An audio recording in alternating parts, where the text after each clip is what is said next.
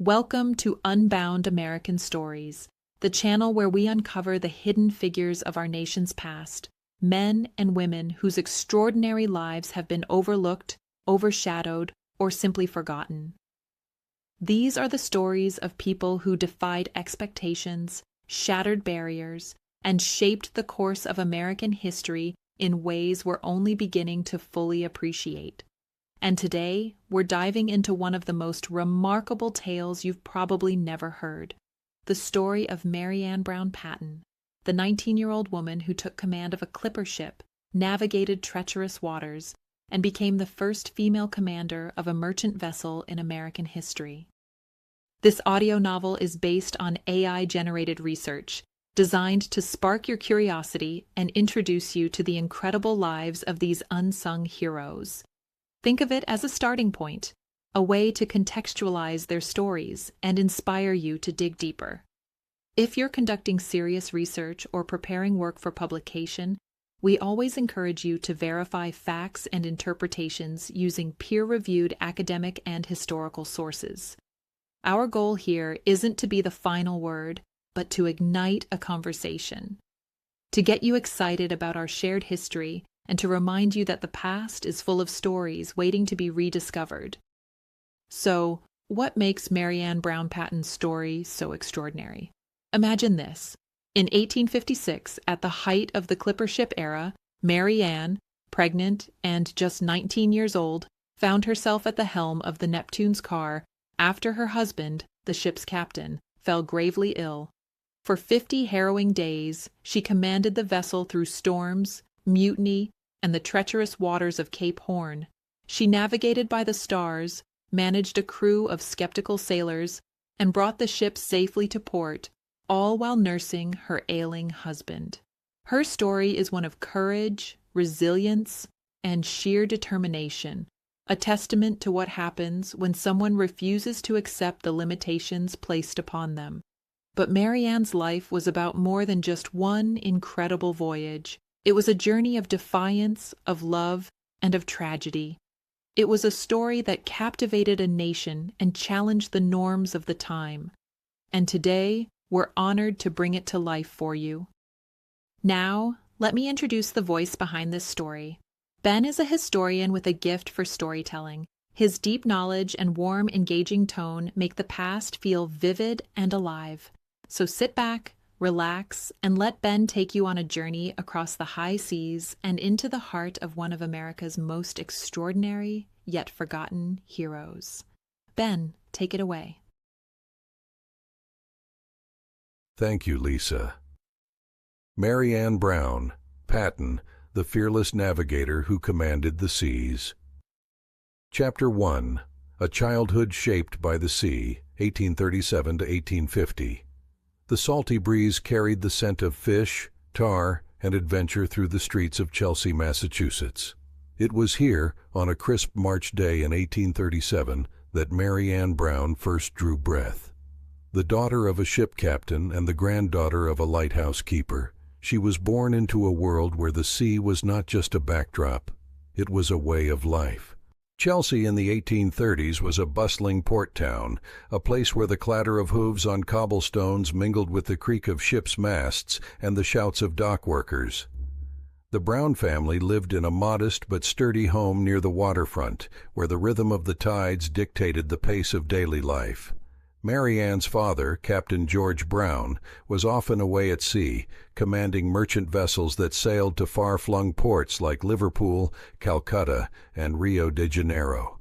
When he was home, he regaled his family with stories of storms weathered, exotic lands explored, and the camaraderie of life aboard ship. Mary Ann's grandfather, a lighthouse keeper on nearby Baker's Island, was another towering figure in her life.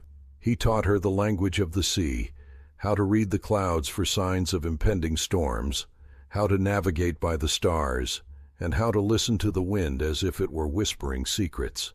She spent countless hours in the lighthouse, watching the beam of light sweep across the dark waters, a beacon of safety for ships in the night. It was here that she developed a deep respect for the ocean's power and its unpredictability.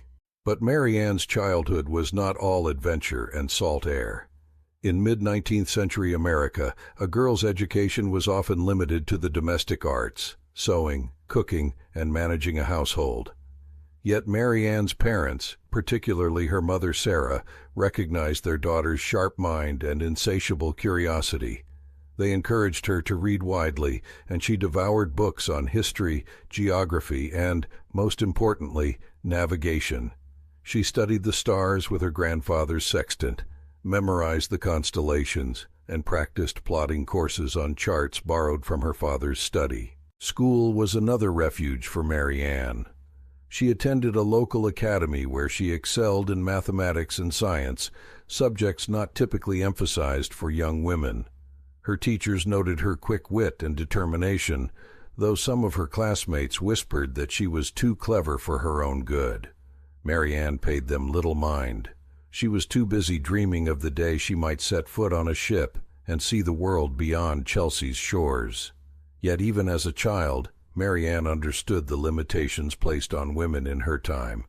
The sea was a man's world, and the idea of a woman sailing aboard a ship was not just unusual. It was considered bad luck. Superstitions ran deep among sailors, and many believed that a woman's presence on a vessel would anger the sea gods and invite disaster. Mary Ann heard these warnings but refused to let them deter her. If the sea was her destiny, she would find a way to claim it. By the time she turned 13, Mary Ann had grown into a poised and intelligent young woman. She was petite but strong, with a quiet confidence that set her apart. Her love for the sea had only deepened, and she spent hours walking along the shore, watching the ships come and go, imagining the lives of the sailors aboard them. Little did she know that her own life was about to take a turn that would defy every expectation society had placed upon her. For now, though, she was just a girl with the sea in her blood and the stars in her eyes. Chapter 2. A Whirlwind Romance and a Life at Sea, 1850–1855. The year Mary Ann turned 16, the sea brought a new presence into her life, one that would change its course forever. Joshua Adams Patten was a young ship captain, just 24 years old, with a reputation for being both daring and disciplined. He had grown up in nearby Salem, another port town steeped in maritime tradition, and had been sailing since he was a boy. When he met Mary Ann at a gathering hosted by mutual friends, it was as if the tide itself had pulled them together. Joshua was tall and broad-shouldered, with sun-weathered skin and eyes that crinkled at the corners when he smiled. He had a way of speaking that was both commanding and kind, and Mary Ann was captivated from the moment they met. He, too, was struck by her intelligence, her poise, and the way she spoke of the sea with a knowledge that rivaled his own. Their courtship was swift, fueled by a shared passion for the ocean and a mutual understanding of the life that came with it. They married in the spring of 1853, in a small ceremony at the Chelsea home of Mary Ann's parents. The wedding was simple but joyful, attended by family, friends, and a handful of Joshua's fellow sailors. Afterward, the newlyweds set off on their first voyage together aboard the Intrepid, a merchant ship bound for Liverpool. Mary Ann had insisted on joining Joshua, despite the protests of her family and the raised eyebrows of the crew. She was determined to prove that a woman could belong at sea just as much as any man. Life aboard the Intrepid was a revelation. Mary Ann threw herself into the rhythms of shipboard life, learning the intricacies of sailing from Joshua and the crew. She stood watch on deck, helped with the rigging, and even assisted the ship's cook in the galley. The sailors, initially skeptical of her presence, soon came to respect her. She was not there as a passenger. She was there to work, to learn, and to pull her weight. By the time the Intrepid reached Liverpool, the crew had given her a new nickname, Captain Mary. But life at sea was not without its challenges. The Intrepid encountered a fierce storm off the coast of Ireland, and Mary Ann experienced firsthand the terror of waves crashing over the deck and the ship groaning under the strain. She clung to the rail, her heart pounding, as Joshua barked orders to the crew. When the storm finally passed, she emerged shaken but exhilarated. The sea had tested her, and she had not faltered. Their return voyage to Boston was smoother, and Mary Ann found herself falling even more deeply in love with the life she had chosen. She and Joshua spent hours on deck, talking about their dreams for the future. They spoke of the golden age of clipper ships, the sleek and speedy vessels that were revolutionizing maritime trade.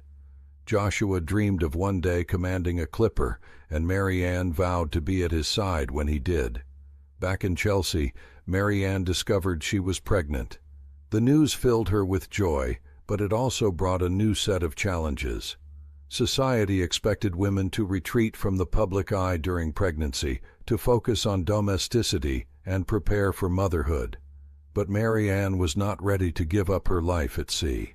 She and Joshua agreed that she would accompany him on one last voyage before the baby arrived, a journey to Calcutta aboard the Sea Serpent, a sturdy but aging merchant ship. The voyage to Calcutta was long and arduous, but Mary Ann thrived. She continued to study navigation, poring over charts and logs in the evenings while Joshua slept. She learned to calculate the ship's position using a sextant, a skill that would later prove invaluable. By the time the Sea Serpent returned to Boston, Mary Ann was more confident than ever in her abilities. She was no longer just a captain's wife. She was a sailor in her own right. As the Sea Serpent docked in Boston Harbor, Mary Ann placed a hand on her swelling belly and smiled. The sea had given her so much, a husband she adored, a life of adventure, and a sense of purpose. But the greatest adventure of all was yet to come. Chapter 3. The Call of the Clipper Ships, 1855-1856. The clipper ship era was in full swing by the mid-1850s, and Boston was at its heart. These sleek, swift vessels, with their towering masts and billowing sails, were the marvels of the age. They were built for speed, designed to carry high-value cargo, tea from China, spices from the East Indies, gold from California, faster than any ship before them. The owners of these clippers were willing to pay top dollar for captains who could push their ships to the limit, and Joshua Patten was just the man they were looking for. In the summer of 1855, Joshua was offered command of the Neptune's car, a brand-new clipper ship built in East Boston. She was a beauty, 200 feet long, with a sharp bow that cut through the water like a knife, and a hull painted a striking black with a gold stripe. The Neptune's car was destined for San Francisco, a city booming with the gold rush, and her owners wanted Joshua to break the record for the fastest voyage around Cape Horn. Mary Ann was thrilled for Joshua, but also apprehensive. The Neptune's car was a far cry from the merchant ships they had sailed on together. Clipper ships were notoriously difficult to handle, requiring a skilled crew and a captain with nerves of steel. The voyage around Cape Horn, the southernmost tip of South America, was one of the most dangerous in the world. The waters there were treacherous, with howling winds, towering waves, and icebergs lurking in the fog. Many ships had been lost in those waters, and many more had limped into port with their crews battered and broken. But Mary Ann was not one to shrink from a challenge. She insisted on joining Joshua for the voyage, despite being 5 months pregnant. Her family was horrified. "You cannot sail to California in your condition," her mother pleaded. Even Joshua hesitated. "The Neptune's car is no place for a woman with child," he said. But Mary Ann was adamant. "I have sailed with you before," she argued. "I know the risks, and I will not let you face them alone." In the end, Joshua relented. He knew better than to underestimate his wife's determination. On a bright September morning, the Neptune's car set sail from Boston Harbor, her decks crowded with well-wishers. Mary Ann stood at the rail, her hand resting on her belly, watching as the city faded into the distance. She felt a mix of excitement and trepidation. This voyage would be unlike any other. The early weeks of the journey were smooth.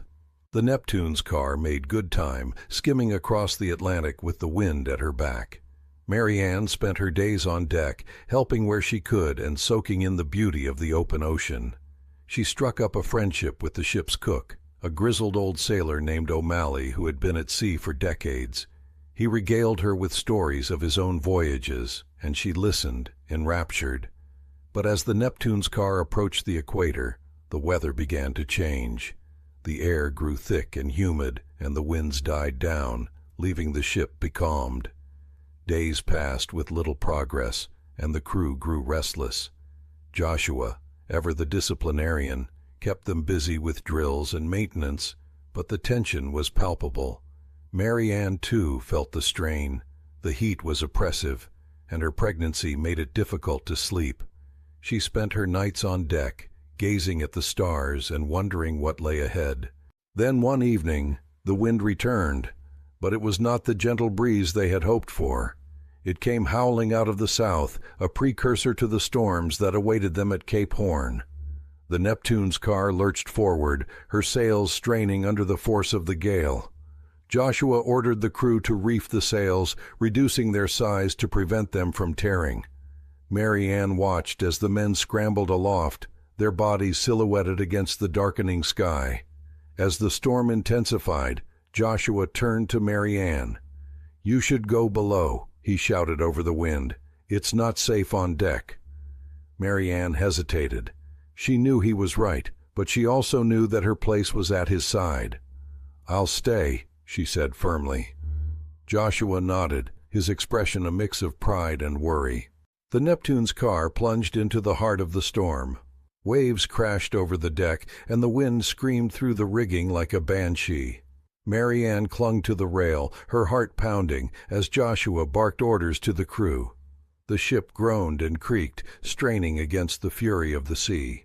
For hours they battled the storm, until finally, as dawn broke, the winds began to die down. Mary Ann exhaled a shaky breath.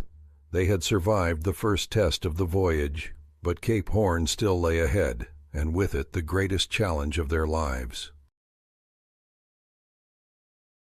Chapter 4. The Voyage That Changed Everything, 1856. The year 1856 began with promise. Joshua Patten, now a seasoned captain with a reputation for speed and reliability, was once again offered command of the Neptune's car. This time, the stakes were even higher. The ship's owners had wagered a substantial sum that Joshua could break the record for the fastest voyage from New York to San Francisco, a mere 90 days. The previous record, set by the Clipper Flying Cloud, stood at 89 days and 8 hours. Joshua was determined to shatter it. Mary Ann, now the mother of a 9-month-old son named Joshua Jr., was torn.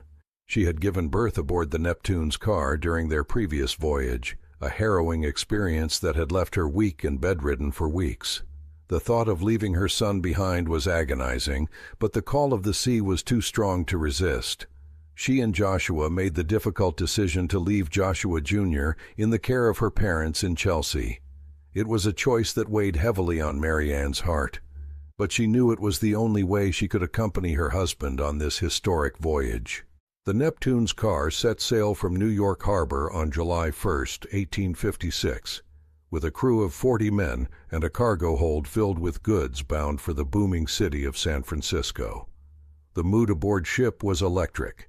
The crew, handpicked by Joshua, was a mix of seasoned sailors and eager young men, all of them eager to make history.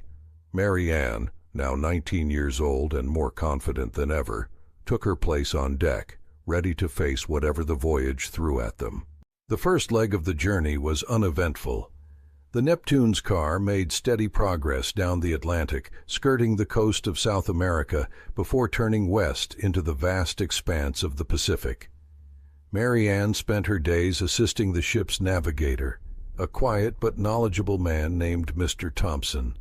She practiced her navigation skills, plotting the ship's course and calculating their position using the sun and stars. Joshua was impressed by her progress. "You've got a natural talent for this," he told her one evening as they stood on deck watching the sunset. Mary Ann smiled, but her mind was already on the challenges ahead. As the Neptune's car approached Cape Horn, the weather grew colder and the winds more unpredictable. The crew prepared for the worst, reinforcing the sails and securing the cargo. Joshua drilled them relentlessly, ensuring that every man knew his role in the event of a storm. Mary Ann, too, prepared herself. She spent hours in the ship's small library, poring over accounts of other ships that had rounded the Horn. She knew the dangers, the freezing temperatures, the towering waves, the icebergs that could tear a ship apart in an instant. Then, on the 20th day of August, the storm hit. It came without warning, a wall of wind and rain that struck the Neptune's car with terrifying force. The ship heeled violently to one side, and Mary Ann was thrown to the deck. She scrambled to her feet, gripping the rail as waves crashed over the bow. Joshua was at the helm, his voice cutting through the howling wind as he shouted orders to the crew. The men scrambled aloft, their hands numb with cold, to reef the sails. For 3 days the storm raged. The Neptune's car was tossed like a toy in the grip of the sea, her sails tattered and her decks awash with water. Mary Ann, who had taken refuge in the captain's cabin, could hear the cries of the crew and the groaning of the ship's timbers. She prayed silently, her hands clenched into fists. She had never been so afraid. On the 4th day, the storm finally began to abate. The winds died down, and the waves subsided, leaving the Neptune's car battered but intact. Joshua ordered the crew to take stock of the damage. The sails were in tatters, the rigging was frayed, and several men were injured, but the ship was still seaworthy, and the crew was alive. Joshua turned to Mary Ann, his face pale with exhaustion. "We'll make it," he said quietly. "We have to." But as the Neptune's car limped into the calmer waters of the Pacific, a new threat emerged. Joshua, who had been pushing himself to the limit, began to complain of fatigue and fever. At first, Mary Ann dismissed it as exhaustion, but as the days passed, his condition worsened. His fever spiked, and he developed a racking cough. Mary Ann, who had some knowledge of medicine, recognized the symptoms immediately. Tuberculosis, a disease that had claimed the lives of countless sailors. She did everything she could to care for him. She brewed herbal remedies, kept him warm, and forced him to rest. But Joshua was a stubborn man. He refused to relinquish command, even as his strength faded. "The crew needs me," he insisted, his voice barely a whisper. Mary Ann knew he was right, but she also knew that he was in no condition to lead. Something had to be done. One evening, as Joshua lay delirious with fever, Mary Ann made a decision. She would not let the Neptune's car fail, not after everything they had endured. She would take command of the ship herself. Chapter 5. A Captain's Collapse. August-September 1856. The Neptune's car had weathered the storm, but the ordeal had taken its toll. The ship was battered, her sails in tatters, and her crew exhausted. Yet the worst was not the damage to the vessel. It was the damage to her captain. Joshua Patten had been unwell for days, though he had tried to hide it. Mary Ann had noticed the way his hands trembled when he gripped the ship's wheel, the way his voice grew hoarse from coughing. She had seen the feverish glint in his eyes, the way he winced when he thought no one was looking. But Joshua was a captain, and captains did not show weakness, not even to their wives. On the morning of August 25th, Mary Ann awoke to the sound of Joshua's ragged breathing. She found him slumped over the chart table, his face pale and slick with sweat. His fingers clutched a half-finished log entry, the ink smudged where his hand had faltered. She knelt beside him, pressing a hand to his forehead. His skin burned. "Joshua," she said softly, "you need to rest." He looked at her, his eyes glassy with fever. "The crew, they need me." "They need you well," she countered. "You can't lead them like this." Joshua tried to stand, but his legs gave way. Mary Ann caught him before he could fall, her heart pounding. She helped him to their cabin, where she laid him on the narrow bunk. His breathing was shallow, his cough deep and wet. She recognized the signs all too well. Consumption, the disease that had claimed so many sailors before him. But there was something else, something worse. His gums were swollen and bleeding, his skin dotted with tiny bruises. Scurvy. A captain who had spent his life at sea should have known better. Mary Ann worked quickly. She brewed a tea of dried herbs, chamomile to soothe his fever, willow bark for the pain, and forced him to drink it. She applied cool compresses to his forehead and wrapped him in blankets to sweat out the fever. But she knew it wasn't enough. The Neptune's car was still weeks from San Francisco, and Joshua was growing weaker by the hour. That evening, she called the ship's first mate, Mr. Keeney, to her cabin. Keeney was a burly man with a permanent scowl, a sailor who had little patience for weakness. He had never approved of Mary Ann's presence on the ship, and she knew he would see Joshua's illness as an opportunity. "Captain Patten is unwell," she said without preamble. "He needs time to recover." Keeney's eyes flicked to Joshua, who lay motionless on the bunk. "How long?" "I don't know," Mary Ann admitted, "but the ship still needs a captain." Keeney's scowl deepened. "Aye, and that captain should be me." Mary Ann met his gaze steadily. "No." The word hung in the air between them. Keeney's face darkened. "You're not suggesting you take command?" "I am." Keeney let out a bark of laughter. "You? A woman? With all due respect, Mrs. Patten, this is madness." "Is it?" Mary Ann's voice was calm, but her hands trembled. "I've sailed with Captain Patten for 3 years. I've studied navigation. I've stood watch. I've helped manage this ship. I know her as well as any of you." Keeney shook his head.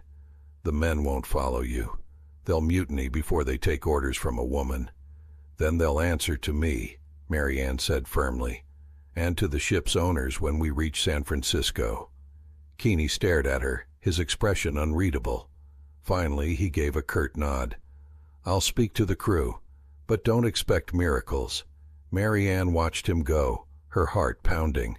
She knew the risks. If the crew refused to follow her, the Neptune's car could be lost. If Joshua's condition worsened, he could die. And if she failed, her son would grow up without a father. But she also knew this: the sea did not care about tradition or superstition. It cared only about skill, courage, and determination. And Mary Ann Brown Patten had all three. Chapter 6. 50 Days at the Helm, September-November 1856.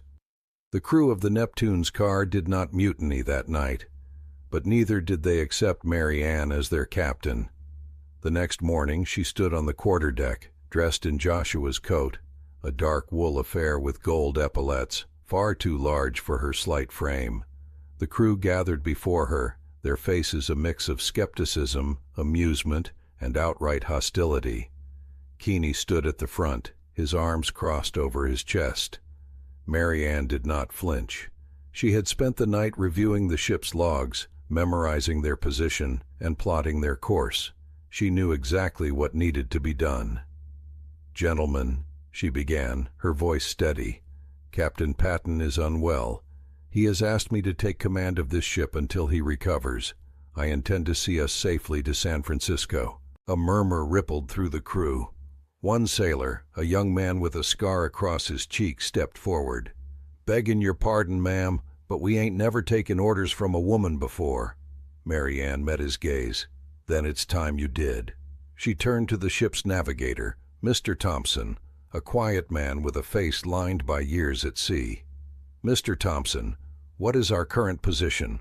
Thompson hesitated, then cleared his throat. "We're at 52 degrees south, 68 degrees west, ma'am, just north of Cape Horn." Mary Ann nodded. "And our course?" "Southwest by south, ma'am. We're making for the Pacific." "Good." She turned to the crew. "We have a long journey ahead of us. The waters around Cape Horn are treacherous, and we've already lost time in the storm. But if we work together, we can still make San Francisco in record time." Keeney stepped forward. "And what if we don't want to work together?" Mary Ann's eyes flashed. "Then you can explain to the ship's owners why you refuse to follow the orders of your captain's wife. I'm sure they'll understand." The crew fell silent. Keeney's jaw tightened, but he said nothing.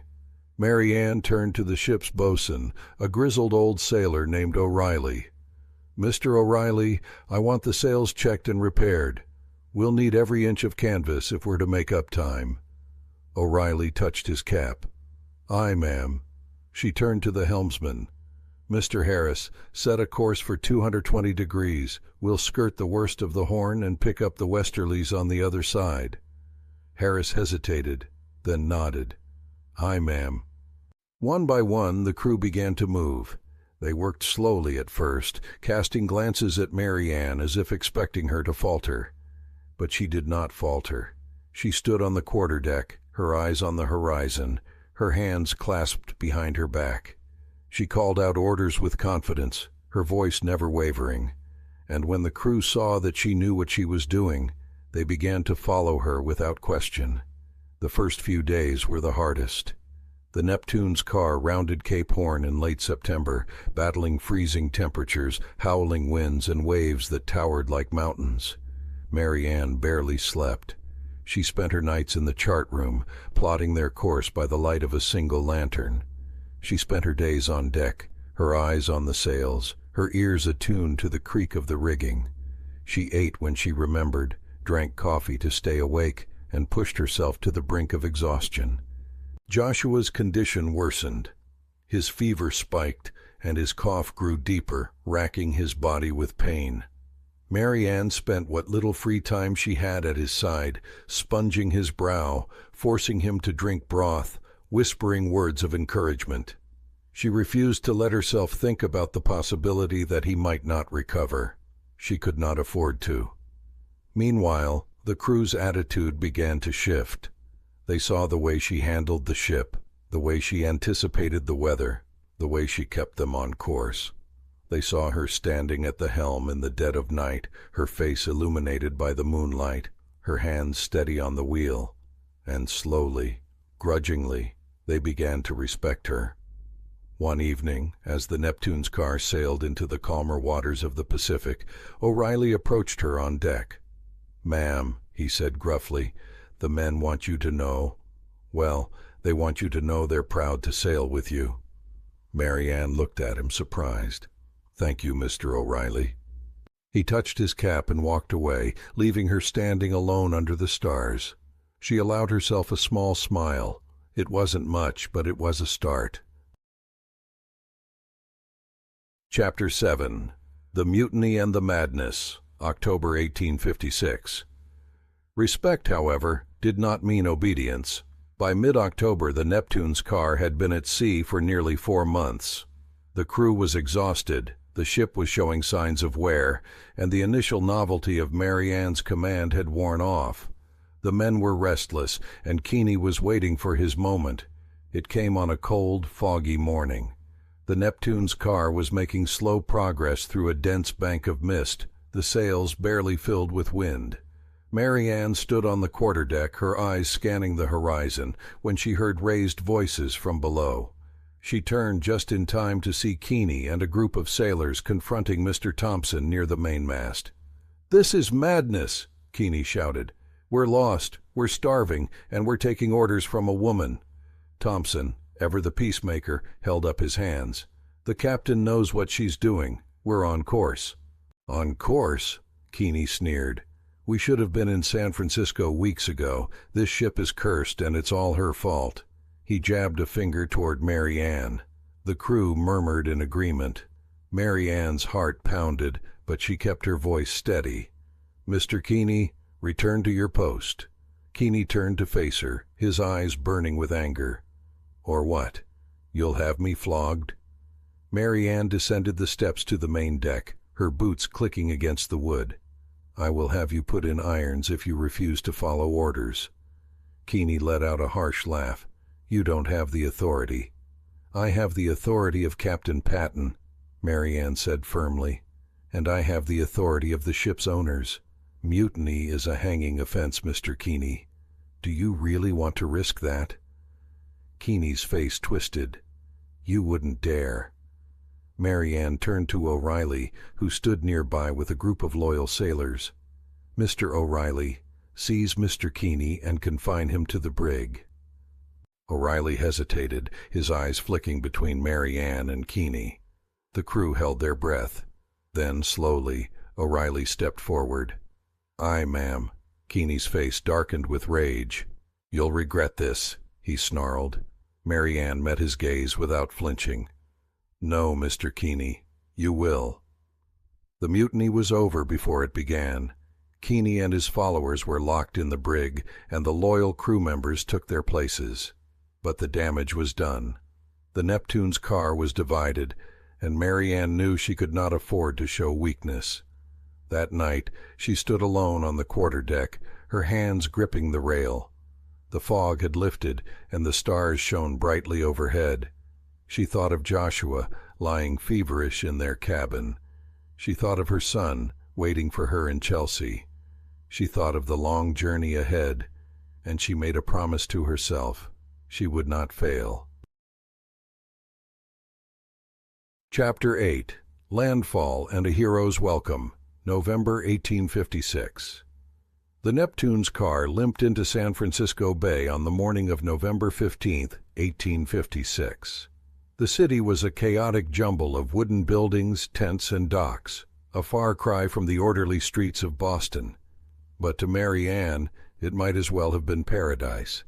The ship was battered, her sails patched and her hull streaked with salt.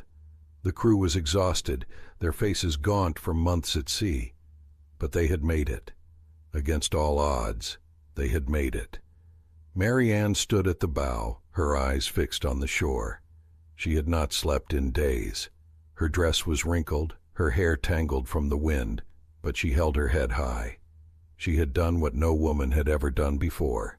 She had commanded a clipper ship through one of the most treacherous voyages in the world, and she had brought her crew home alive. As the Neptune's car docked, a crowd gathered on the pier. Word of their arrival had spread quickly, and the people of San Francisco had come to see the ship, and the woman who had captained her. Mary Ann could hear their murmurs, their gasps of surprise as they realized that the figure in the captain's coat was not a man, but a young woman. A group of officials boarded the ship, led by the harbor master, a burly man with a thick beard. He removed his hat as he approached Mary Ann. "Mrs. Patten," he said, his voice gruff with respect, "on behalf of the city of San Francisco, I welcome you." Mary Ann inclined her head. "Thank you, sir." The harbor master hesitated, then added, "We've heard about your voyage, about Captain Patten's illness, about the mutiny." He shook his head. "You've done a remarkable thing." Mary Ann's eyes flickered to the cabin where Joshua lay. "I did what I had to do." The harbor master nodded. "The city would like to honor you. There will be a reception tonight at the Merchants Exchange. The mayor will be there, and the press." Mary Ann felt a pang of exhaustion. All she wanted was to see Joshua to a doctor, to rest, to send word to her family that she was alive. But she knew she could not refuse. Her story was no longer just her own. It belonged to the world now. "Thank you," she said. "I would be honored." That evening, Mary Ann stood in a crowded ballroom, her hands clutching a glass of lemonade. She wore a simple but elegant dress borrowed from the wife of a local merchant, her hair neatly pinned beneath a lace cap. The room buzzed with conversation, the air thick with the scent of perfume and cigar smoke. Everywhere she looked, people were staring at her, whispering behind their hands. The mayor, a portly man with a booming voice, stepped onto a small stage at the front of the room. "Ladies and gentlemen," he announced, "tonight we honor a true hero, a woman who defied the odds, who commanded a clipper ship through storm and mutiny, who brought her crew safely to port. Ladies and gentlemen, I give you Mrs. Mary Ann Patten." The room erupted in applause. Mary Ann stepped forward, her cheeks flushed. She had never been one for attention, but she knew she had to speak. She had to tell her story. "Thank you," she began, her voice steady. I am deeply grateful for this honor, but I must tell you, I did not do this alone. I had the help of a brave and loyal crew, and the guidance of a husband who trusted me to do what was necessary." She paused, her eyes scanning the crowd. "I did what any captain would do. I brought my ship home." The applause was deafening. Mary Ann stepped back, her heart pounding. She had done it. She had proven that a woman could command a ship, could navigate the treacherous waters of the world, could lead men and defy expectations. But as the cheers filled the room, her thoughts were not on the crowd. They were on Joshua, who lay in a bed across the city, still fighting for his life. And they were on her son, who was waiting for her in Chelsea, unaware that his mother had just made history. Chapter 9. A Nation Celebrates, 1856-1857. The reception in San Francisco was only the beginning. Mary Ann's story spread like wildfire, carried by telegraph wires and newspaper presses across the nation. By the time the Neptune's car was ready to depart for her return voyage to New York, Mary Ann had become a household name, a symbol of courage, determination, and the quiet strength of women. The newspapers called her the heroine of the Neptune's car and the Lady Captain. Some accounts exaggerated her accomplishments, turning her into a mythic figure who had single-handedly sailed the ship through storms and mutiny. Others questioned the truth of her story, suggesting that Joshua Patten had been well enough to command the ship in secret. Mary Ann ignored the speculation. She knew the truth, and so did the crew of the Neptune's car. That was enough for her. But the public's fascination with her story was not so easily dismissed. In December 1856, a letter arrived at the boarding house where Mary Ann and Joshua were staying. It was from the ship's owners, a prominent Boston firm, offering her a reward of $1,000, a staggering sum, for her service to the Neptune's car. The letter also included a gold medal, engraved with her name and the words, "For courage and skill beyond all praise." Mary Ann accepted the reward with gratitude, but she insisted that half of it be divided among the crew. "They stood by me when it mattered most," she told the ship's agent. "They deserve to share in this." Joshua, though still weak, was recovering. A local doctor had diagnosed him with advanced tuberculosis and scurvy, but with rest and proper care, he was slowly regaining his strength. Mary Ann spent her days at his bedside, reading to him from newspapers that carried her story, or simply holding his hand in silence. She had come so close to losing him, and the thought of what might have been still haunted her. In January 1857, the Neptune's car prepared for her return voyage to New York. This time Joshua would not be captain, his health would not allow it. Instead, the ship's owners had appointed a new captain, a seasoned sailor named Elias Whitmore. Mary Ann and Joshua would sail as passengers, along with a cargo of gold and silver bound for the East Coast. The voyage home was uneventful, a stark contrast to the harrowing journey that had made Mary Ann famous. She spent her days on deck, watching the horizon, or in the cabin, caring for Joshua. She wrote letters to her parents, assuring them that she and Joshua were safe and that they would soon be home. She did not mention the child she had left behind, the son who would not remember his mother's face when she returned. When the Neptune's car finally docked in New York Harbor in March 1857, Mary Ann was greeted by a crowd of reporters and well-wishers. She had expected some attention, but nothing like this. Cameras flashed, pens scratched against notepads, and voices called out questions from all sides. "Mrs. Patten, how does it feel to be a hero? Did you ever doubt yourself during the voyage? What do you say to those who claim a woman doesn't belong at sea?" Mary Ann answered their questions with patience and grace, but her mind was elsewhere. She was thinking of Joshua, who was still too weak to leave the ship. She was thinking of her son, who was waiting for her in Chelsea. And she was thinking of the future, a future that suddenly seemed uncertain. Chapter 10. The Final Voyage, 1857-1861. Mary Ann and Joshua returned to Chelsea in the spring of 1857, where they were reunited with their son, Joshua Jr. The boy, now nearly 2 years old, barely recognized his mother. Mary Ann knelt before him, her heart aching as she took his small hands in hers. "I'm your mama," she whispered. "I'm home." But home was not the sanctuary she had imagined. Joshua's health continued to decline. The tuberculosis had taken hold, and no amount of rest or medicine could reverse its course. He grew weaker with each passing day, his once strong frame reduced to little more than skin and bone.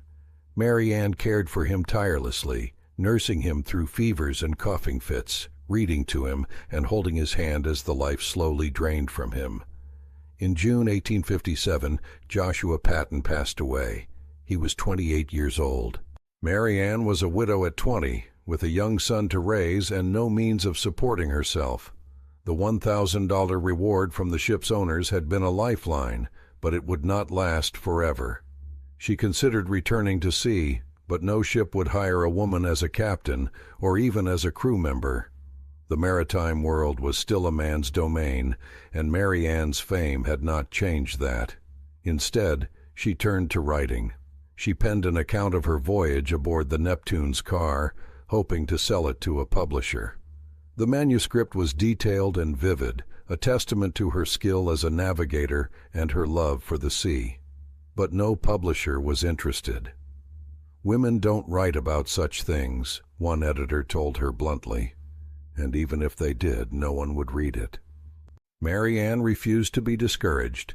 She took in sewing and mending, working late into the night by the light of a single candle. She taught Joshua Jr. to read, using the same books she had loved as a child. And she dreamed of the sea, of the wind in her hair, and the salt on her skin.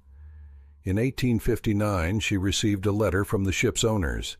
They had named a new clipper ship in her honor, the Mary Patten. The letter included a sketch of the ship, a sleek vessel with a black hull and gold trim. Mary Ann traced the lines of the sketch with her fingers, her eyes filling with tears. It was a small gesture, but it meant the world to her. But her own health was failing. The long months of stress and exhaustion had taken their toll. She began to cough, a deep, racking cough that left her breathless. She recognized the symptoms all too well. Consumption, the same disease that had claimed Joshua. Mary Ann fought it as long as she could. She continued to care for her son, to work, to dream. But by the winter of 1860, she was bedridden.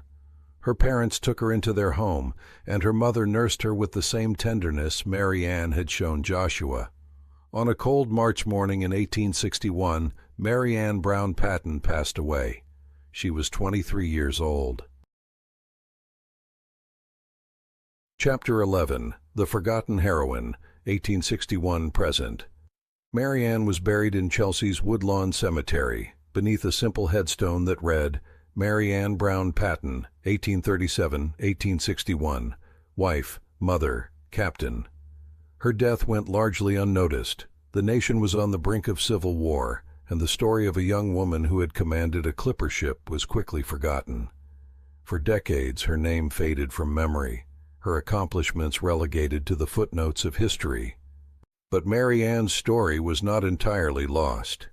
In 1943, during the height of World War II, the United States Maritime Commission launched a series of Liberty ships, cargo vessels built to supply the Allied war effort.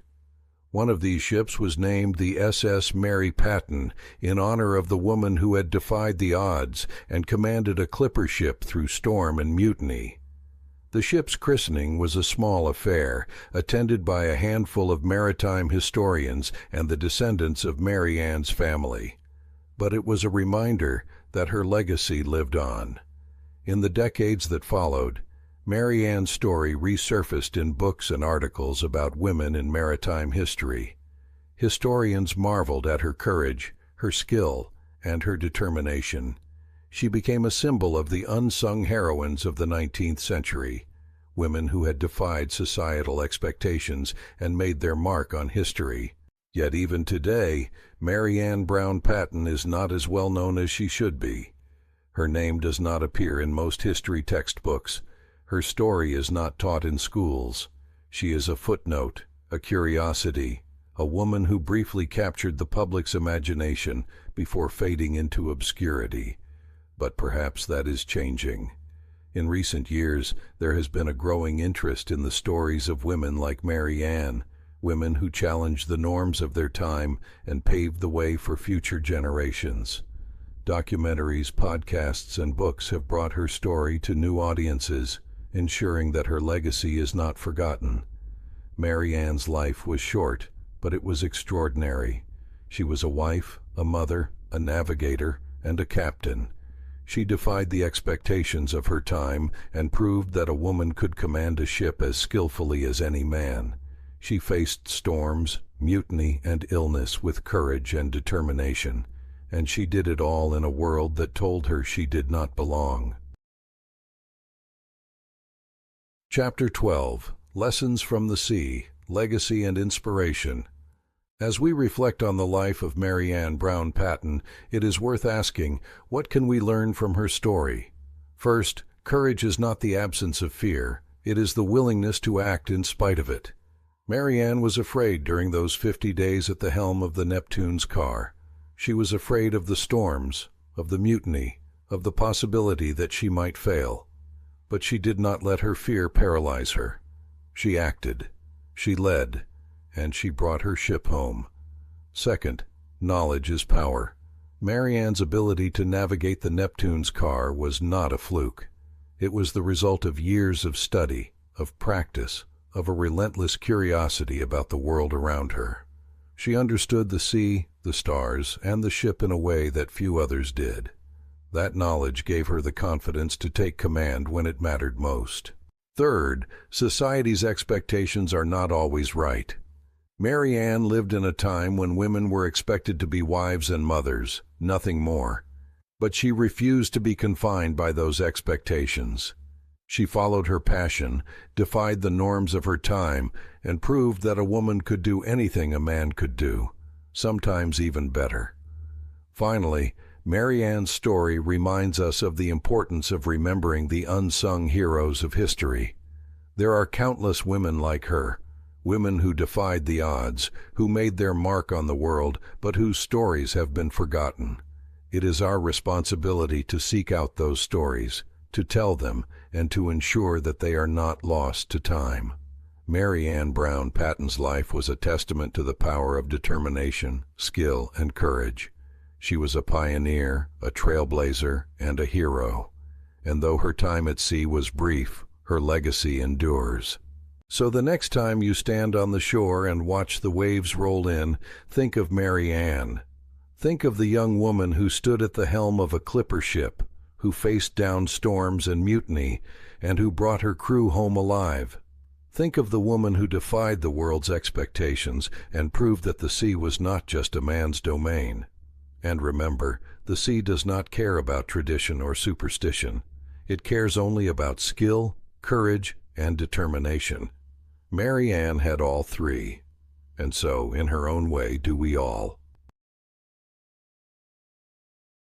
Thank you, Ben, for bringing Mary Ann Brown Patten's incredible story to life with such passion and care. What a journey it's been, from her childhood in Chelsea, Massachusetts, to her whirlwind romance with the sea and her husband Joshua Patten, and finally, to that fateful voyage aboard the Neptune's car. We've witnessed her courage as she took command of a clipper ship, her skill as she navigated some of the most dangerous waters in the world, and her resilience as she faced down mutiny, storms, and societal expectations. Mary Ann's story is a reminder that history is not just made by the famous, but by ordinary people who rise to meet extraordinary challenges. But Mary Ann's life was also a tragedy, a reminder of how quickly the world can forget those who defy its rules. She was celebrated in her time, yet her story faded from memory, buried beneath the weight of war and time. Today, we're honored to help bring her back into the light, to celebrate her accomplishments, and to ensure that her legacy endures. If this story has inspired you, Please like this video and subscribe to Unbound American Stories. There are so many more hidden figures waiting to be discovered, so many more stories that challenge what we think we know about our past. Let's keep the conversation going. Let's keep digging deeper, questioning louder, and celebrating the unsung heroes who shaped our nation. Thank you for joining us on this journey. Until next time, keep exploring, keep questioning, and keep uncovering the unbound American stories that connect us all.